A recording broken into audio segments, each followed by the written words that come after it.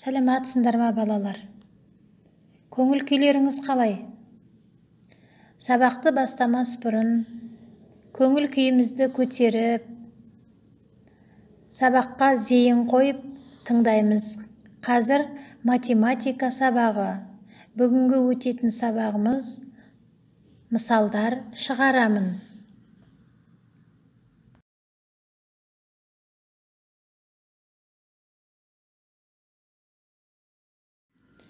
Балалар, бірінші тапсырма. Борщ пісіруге қажетті көкөністерді жина. Оларды сызып қос.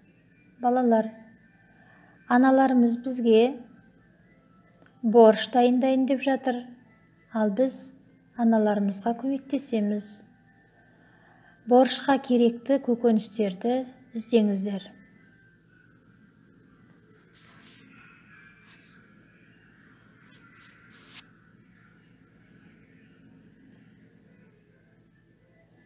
Келесі тапсырма. Анам орамжапырақты, қызанақты және қызылшаны жасыл, қызыл, көк түсті тәрелкелерге салды. Орамжапырақ жасыл тәрелкеде емес, қызанақ жасыл да, қызыл да тәрелкеде емес екені белгілі. Ненің қай тәрелкеде екенін айт. Тапсырманы орындаңдар.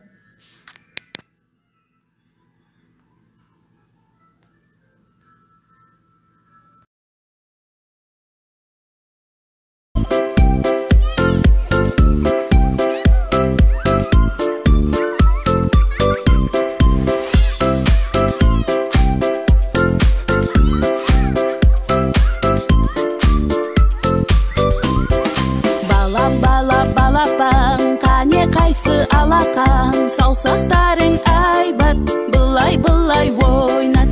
Балапан, қане қайсы алақан, саусақтарың айбат, былай ойнат. Бір қадам алға басамыз, алақанмен соқ. Бір қадам артқа басамыз, аяқпенен топ. Бір қадам алға басамыз, алақанмен соқ. Бір қадам артқа басамыз, аяқпенен топ.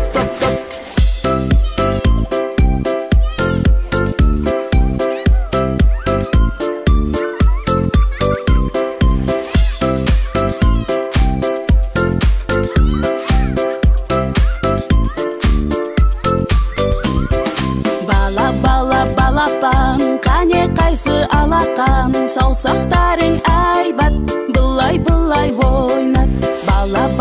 Балапан, қане қайсы алақан, саусақтарың айбат, былай ойнат. Бір қадам алға басамыз, алақанмен соқ. Бір қадам артқа басамыз, аяқпенен топ. Бір қадам алға басамыз, алақанмен соқ. Бір қадам артқа басамыз, аяқпенен топ.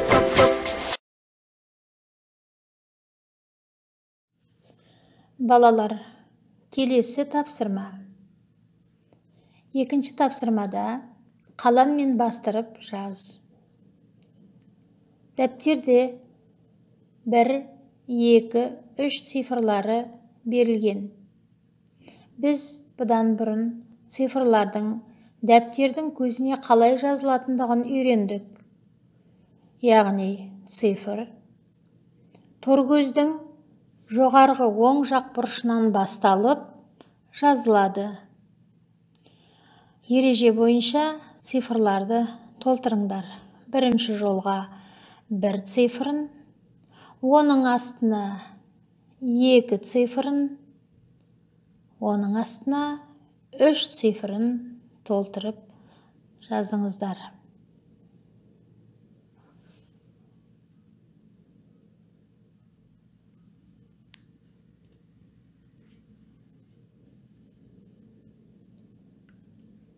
Келесі үшінші тапсырма. Суреттерді жазумен сызып қос.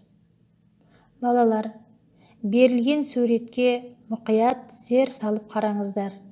Суретте не берілген, қалай берілген. Суреттердің жанында жазылған өрнектерге мән беріп, оларды сызықпен сәйкестендіріңдер. Тапсырманы орындаңыздар.